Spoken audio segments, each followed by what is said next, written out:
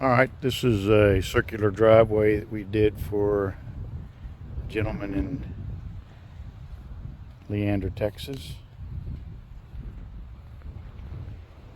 It has the salt finish look.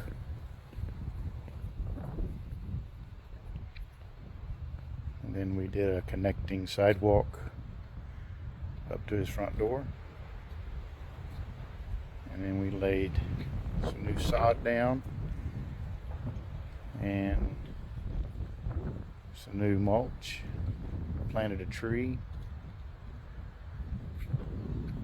and then we did some more rock work, laid some 2-inch gravel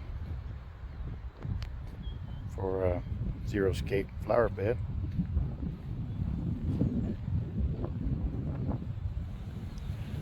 Some more gravel, then extended the sidewalk down.